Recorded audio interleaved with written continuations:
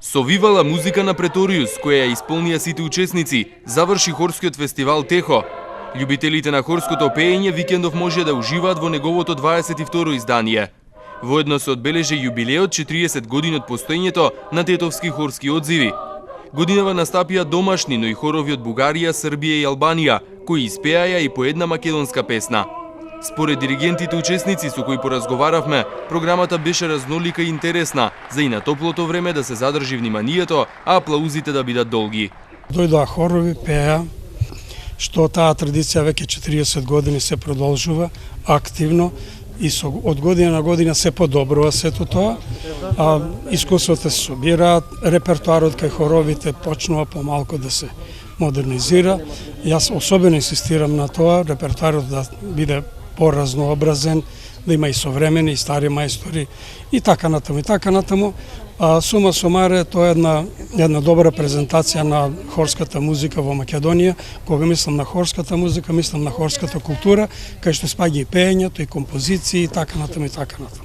Одлична шанса да се преиспитат стандардите на хоровите, да се покаже нивната активност, нивната работа, која само тие што, мислам, ја работат знаат колку е макотрпна.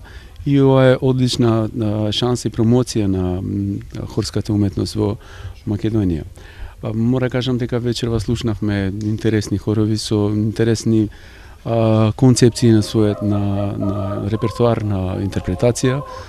Беше пријатно да се видат различни концепции од различни култури со различни етногенези и тоа беше големо богатство за нас како искуство и верувам за хористиве учесници.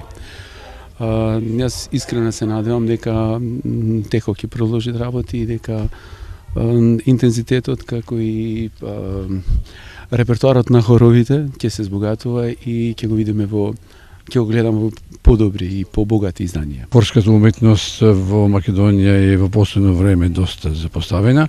Мислам, тоа го зборувам најотворено, мислам, и одговорно, бидејќи хорската уметност е на запад многу масовно прифатена, многу музицираат, многу млади деца уживаат, многу хорови.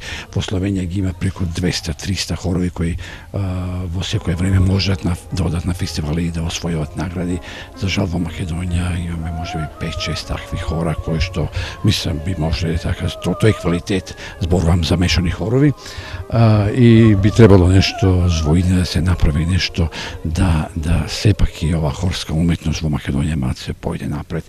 Еве, за среќа, тоа е тетовски хорски одзиви, значи еден стимул за создавање на хорови, стимул за хористи кои што веќе пеат во хорови, да дојдат бар во Тетово, ако не можат, ако немат услови, некој не има обезбеди повеќе средства да одат да патуват некаде на некои други фестивали, еве, да дојдат во Тетово на хорски одзиви и да покажат тоа што умеат.